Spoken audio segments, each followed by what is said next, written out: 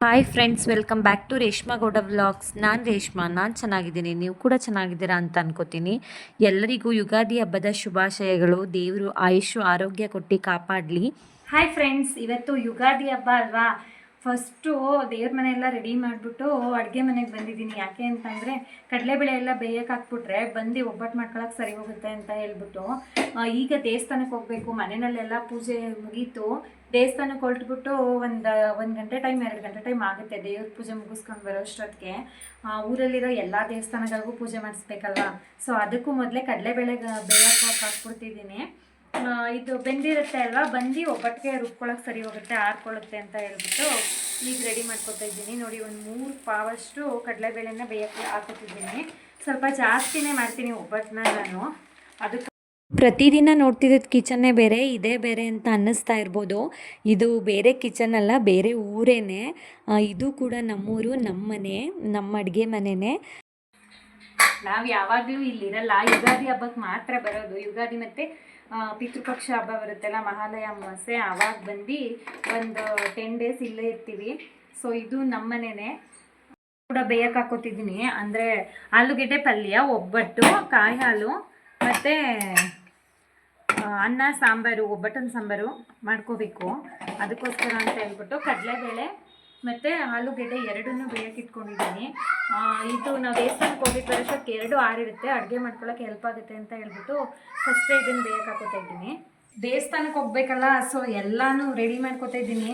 ನೋಡಿ, ಪೂಜೆ ಸಾಮಾನು, ತಟ್ಟೆಗಳು, ಒಟ್ಟು 8 ದೇವಸ್ಥಾನಕ್ಕೆ ಪೂಜೆ ಮಾಡಿಸ್ಬೇಕು. 8 ದೇವಸ್ಥಾನಕ್ಕೆ ಆಗೋಷ್ಟು ಪೂಜೆ ಸಾಮಾನು, ಹೂವು, ಹಣ್ಣು ಎಲ್ಲನೂ ಎತ್ತಿಟ್ಕೊಂಡಿದ್ದೀನಿ. ಈಗ ದೇವಸ್ಥಾನಕ್ಕೆ ಹೊರಡ್ತಾ ಇದ್ದೀವಿ. ಅಲ್ಲಿಂದ ಬಂದು ಅಡುಗೆನ ಕಂಪ್ಲೀಟ್ ಮಾಡಬೇಕು. ಆಮೇಲೆ ನಾವು ಯುಗಾದಿ ಹಬ್ಬದಲ್ಲಿ ಎಡೆ ಹಾಕ್ತೀವಿ ಅಂತಂದರೆ ನಮ್ಮ ಪೂರ್ವಜರಿಗೆ ಎಡೆ ಇಡುವಂಥದ್ದನ್ನು ಈ ಹಬ್ಬದಲ್ಲಿ ಮಾಡ್ತೀವಿ. ಅದಕ್ಕೋಸ್ಕರ ಅಂತ ಇಷ್ಟೆಲ್ಲ ಪ್ರಿಪ್ರೇಷನ್ ನಡೀತಾ ಇರೋದು. ನಾವಿವಾಗ ದೇವಸ್ಥಾನಕ್ಕೆ ಹೊರಡ್ತಾ ಇದ್ದೀವಿ. ಅಂದರೆ ದೇವಸ್ಥಾನ ನಮ್ಮ ಊರಿಂದ 1 ಕಿಲೋಮೀಟ್ರ್ ಅಷ್ಟು ದೂರ ಇದೆ. ಯಾಕೆ ಅಂತಂದರೆ ಊರಿಂದ ಹೊರಗಡೆ ಒಂದು 3 ದೇವಸ್ಥಾನ ಇದೆ. ಅಲ್ಲಿ ತನಕ ನಡ್ಕೊಂಡು ಹೋಗೋದಕ್ಕೆ ಲೇಟ್ ಆಗುತ್ತೆ, ಬಿಸಿಲು ಬೇರೆ ಆಗ್ತಾಯಿತ್ತು ಅಂತ ಹೇಳ್ಬಿಟ್ಟು ಕಾರಲ್ಲೇ ಹೋಗ್ತಾ ಇದ್ದೀವಿ. ಮೊದಲಿಗೆ ಲಾಸ್ಟಲ್ಲಿರೋ ದೇವಸ್ಥಾನಗಳನ್ನ ಮುಗಿಸ್ಬಿಟ್ರೆ ಆಮೇಲೆ ಊರ ಹತ್ರ ಬಂದರೆ ಸರಿ ಹೋಗುತ್ತೆ ಅಂತ ಹೇಳ್ಬಿಟ್ಟು ಮೊದಲು 3 ದೇವಸ್ಥಾನಗಳಿಗೆ ಹೋದ್ವಿ. ಇದು ಬಸವೇಶ್ವರ ಸ್ವಾಮಿ ದೇವಸ್ಥಾನ, ಹಾಗೆ ಇದು ಶಂಭುಲಿಂಗೇಶ್ವರ ಸ್ವಾಮಿ ದೇವಸ್ಥಾನ ಮತ್ತು ಹೂಮಾಲಮ್ಮನ ದೇವಸ್ಥಾನ. ಇದು 3 ದೇವಸ್ಥಾನವೂ ಅಕ್ಕಪಕ್ಕದಲ್ಲೇ ಊರಿಂದ ಹೊರ್ಗಡೆ ಇದೆ. ನೋಡಿ, ಆ ಕಡೆ ಎಲ್ಲ ಗದ್ದೆಗಳು ಕಾಣಿಸ್ತಿದೆ ನಿಮಗೆ. ಇಲ್ಲಿ ಯಾವುದು ಮನೆಗಳಿರಲ್ಲ. ಇದು ಊರ ಹತ್ರ ಬಂದ್ವಿ. ಆ 3 ದೇವಸ್ಥಾನನೂ ಮುಗಿಸ್ಕೊಂಡು ಹೊಳೆ ಹತ್ರ ದೇವ್ರಿಗೆ ಪೂಜೆ ಮಾಡ್ತಾ ಇರೋದು. ಅಂತಂದರೆ ಮನೆ ದೇವ್ರನ್ನ ನೆನೆಸ್ಕೊಂಡು ಮೊದಲು ಪೂಜೆ ಮಾಡಬೇಕು ಅಂದರೆ ಅಂತ ಹೇಳ್ಬಿಟ್ಟು ಈ ರೀತಿ ಮಾಡ್ಕೋತೀವಿ.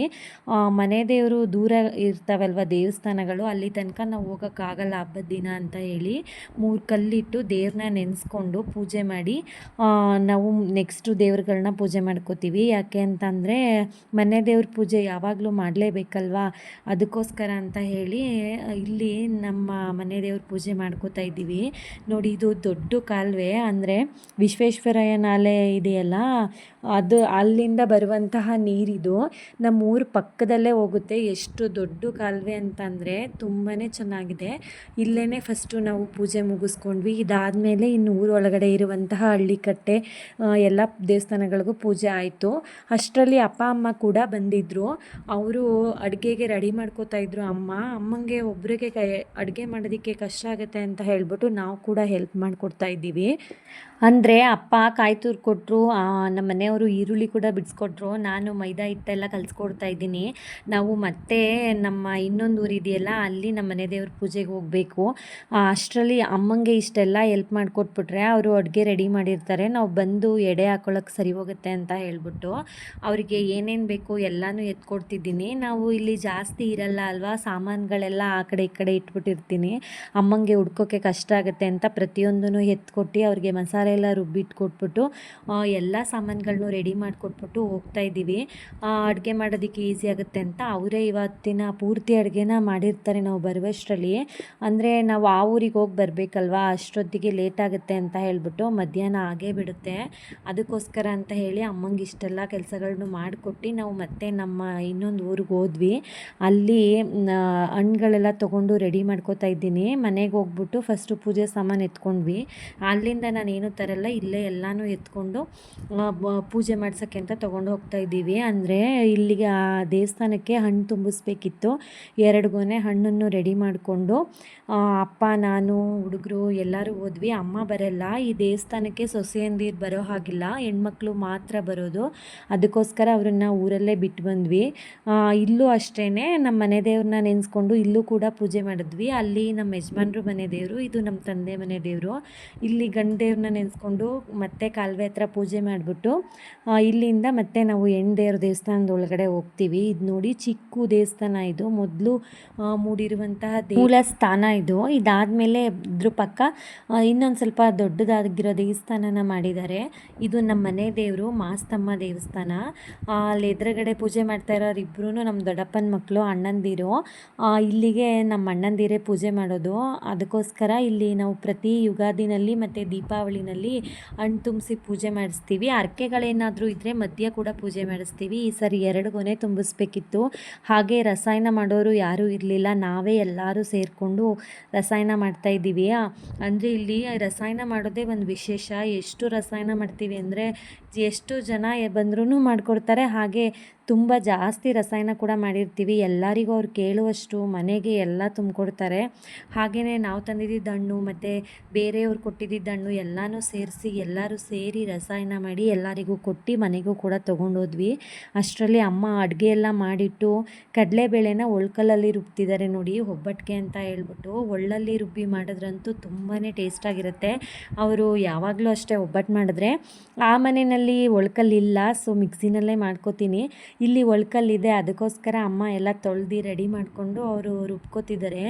ಅವ್ರಿಗೆ ಒಳ್ಕಲ್ಲಲ್ಲಿ ರುಬ್ಬಿದ್ರೇ ಸಮಾಧಾನ. ನಾನು ಹೇಳ್ದೆ ಮಿಕ್ಸಿಲಿ ಮಾಡ್ಕೊಡ್ತೀನಿ ಅಂತ, ಆದ್ರೂ ಟೇಸ್ಟ್ ಚೆನ್ನಾಗಿರುತ್ತೆ ಅಂತ ಹೇಳ್ಬಿಟ್ಟು ಈ ರೀತಿಯಲ್ಲೇ ಮಾಡ್ತಿದ್ದಾರೆ.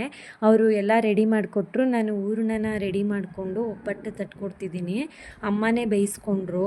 ಎಲ್ಲರೂ ಸೇರಿ ಅಡುಗೆ ಮಾಡಿದ್ರೆ ಬೇಗ ಆಗುತ್ತೆ ಅಲ್ವಾ, ಹಬ್ಬ ಆಗಿರೋದ್ರಿಂದ. ಆಮೇಲೆ ನಾನು ಮತ್ತು ನಮ್ಮ ಮನೆಯವರು ಉಪವಾಸ ಇದ್ದೀವಿ. ಎಡೆ ಎಲ್ಲ ಇಟ್ಟಾದ್ಮೇಲೆ ನಾವು ಒಪ್ಪತ್ತು ಬಿಡೋದು. ಅದಕ್ಕೋಸ್ಕರ ಅಂತ ಹೇಳಿ ಮಾಡ್ತಾಯಿದ್ದೀವಿ. ಹೇಗೆ ಮಾಡಿದ್ರೂ 3 ಗಂಟೆ ಅಂತೂ ಹಾಗೇ ಆಗುತ್ತೆ. ಒಬ್ಬಟ್ಟೆಲ್ಲ ರೆಡಿ ಆಯಿತು. ಒಬ್ಬಟ್ಟೆಲ್ಲ ರೆಡಿ ಆದಮೇಲೆ ನೋಡಿ ಅಮ್ಮ ಏನೇನೆಲ್ಲ ಅಡುಗೆ ಮಾಡಿದರು ಅಂತ ತೋರಿಸ್ತೀನಿ ನೋಡಿ. ಅನ್ನ ರೆಡಿ ಮಾಡಿ ಇಟ್ಟಿದ್ದಾರೆ, ಹಾಗೆಯೇ ಆಲೂಗಡ್ಡೆ ಪಲ್ಯ ಮಾಡಿದ್ದಾರೆ. ತುಂಬ ಟೇಸ್ಟ್ ಅಂತೂ ಚೆನ್ನಾಗಿರುತ್ತೆ. ಅವ್ರು ಯಾವಾಗಲೂ ಒಂದು ಸತಿ ಮಾಡಿದ್ರೂ ರುಚಿ ಅಂತೂ ಚೆನ್ನಾಗಿರುತ್ತೆ. ಇದು ಒಬ್ಬಟ್ಟಿನ ಸಾಂಬಾರು, ಹಾಗೆ ಒಬ್ಬಟ್ಟಿಗೆ ಕಾಯಿ ಹಾಲು, ಇಷ್ಟನ್ನು ರೆಡಿ ಮಾಡಿ ಇಟ್ಟಿದ್ರು. ಇದ್ರ ಜೊತೆಲೇ ನಾನು ಬಂದಾದಮೇಲೆ ಒಬ್ಬಟ್ಟನ್ನ ತಟ್ಕೊಂಡ್ವಿ ಇಬ್ಬರು ಸೇರಿಕೊಂಡು. ನೋಡಿ ನಾವು ಅಷ್ಟು ಅಡುಗೆ ರೆಡಿ ಮಾಡುವಷ್ಟೊತ್ತಿಗೆ ನಮ್ಮ ಮನೆಯವರು ಮತ್ತು ಮಕ್ಕಳು ಸೇರಿ ಈ ರೀತಿ ಎಡೆ ಇಡೋದಕ್ಕೆ ಅಂತ ಎಲ್ಲನೂ ರೆಡಿ ಮಾಡಿಟ್ಟಿದ್ದಾರೆ. ಅಂದರೆ ನಾವು ಮಹಾಲಯ ಅಮಾವಾಸ್ಯೆಯಲ್ಲಿ ಚಕ್ಲಿ ನಿಪ್ಪಟ್ಟು ತಿಂಡಿಗಳೆಲ್ಲ ಮಾಡ್ತೀವಿ. ಯುಗಾದಿನಲ್ಲಿ ಆ ರೀತಿ ಏನೂ ಮಾಡಲ್ಲ. ಮನೆಯಲ್ಲಿ ಏನು ಅಡುಗೆ ಮಾಡಿರ್ತೀವಿ ಅದನ್ನು ಬಡಿಸಿ ಅದ್ರ ಜೊತೆ ಸ್ವಲ್ಪ ಸ್ವೀಟು ಹಣ್ಣುಗಳು ಅದನ್ನು ಇಟ್ಟು, ಕಳಶ ಏನೂ ಇಡಲ್ಲ, ತುಂಬಿದ್ದು ಚೊಂಬಲ್ಲಿ ನೀರನ್ನ ಇಟ್ಬಿಟ್ಟು ಎಡೆ ಇಡ್ತೀವಿ. ಇದು ಆವಾಗಿಂದನೂ ರೂಢಿ ಮಾಡ್ಕೊಂಡು ಬಂದಿರುವಂಥದ್ದು. ಅದಕ್ಕೋಸ್ಕರ ನಾವು ಕೂಡ ಮಾಡ್ತೀವಿ. ಈ ಎಡೆ ಎಲ್ಲ ಇಟ್ಟಾದಮೇಲೆ ನಾವು ಒಪ್ಪತ್ಬಿಟ್ಟು ಪೂಜೆನ ಮುಗಿಸ್ಕೊ. ಆದರೂ ಇಷ್ಟೆಲ್ಲ ಮಾಡಿ ನಾವು ಪೂಜೆ ಮಾಡ್ತಾ ಇರಬೇಕಾದ್ರೆ ಎಷ್ಟು ಖುಷಿ ಕೊಡುತ್ತೆ ಅಂದರೆ, ಈ ಹಬ್ಬ ಮಾಡೋಕ್ಕೆ ಅಂತ 1 ವಾರದಿಂದ ತಯಾರಿಗಳನ್ನ ಮಾಡ್ಕೊಂಡಿರ್ತೀವಿ. ಆ ಕ್ಷಣಕ್ಕೋಸ್ಕರ ಎಷ್ಟು ಕಾಯ್ತಾ ಇರ್ತೀವಿ. ಆ ಕ್ಷಣ ಬಂದಾಗ ತುಂಬಾ ಖುಷಿಯಾಗುತ್ತೆ.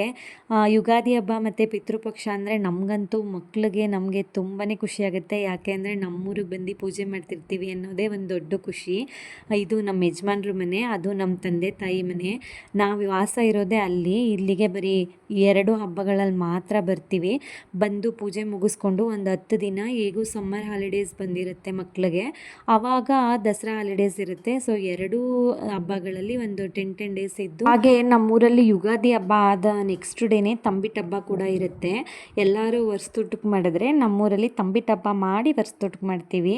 ಸೊ ಅದಕ್ಕೂ ಎಲ್ಲ ರೆಡಿ ಮಾಡ್ಕೊಂಡಿದ್ದೀವಿ ನೋಡಿ. ಪೂಜೆ ಎಲ್ಲ ಆದಮೇಲೆ ಸ್ವಲ್ಪ ಹೊತ್ತು ಬಾಗಿಲು ಹೊಚ್ಚಿದ್ದು, ಅದಾದಮೇಲೆ ಬಾಗಿಲು ಕುಟ್ಟಿ ತೆಗೆದುಬಿಟ್ಟು ನಮ್ಮ ಮನೆಯವರು ಇನ್ನೊಂದು ಸಾರಿ ಪೂಜೆ ಮುಗಿಸ್ಕೊತಿದ್ದಾರೆ. ಈ ರೀತಿ ಪೂಜೆ ಮಾಡ್ಕೊಳ್ಳೋದು ಹಿಂದಿನಿಂದನೂ ಬಂದಿರುವಂತಹ ರೂಢಿ. ಇದಾದಮೇಲೆ ನಾನು ನಮ್ಮ ಮನೆಯವರು ಇಬ್ಬರು ಹಸ್ತಿದ್ವಿ ಅಲ್ವಾ ಒಪ್ಪತ್ತು ಬಿಡೋದಕ್ಕೆ ಅಂತ, ಬಾಳೆ ಎಲೆಗೆ ಎಲ್ಲ ಎಲ್ಲನೂ ಹಾಕ್ಕೊಂಡಿದ್ದೀವಿ.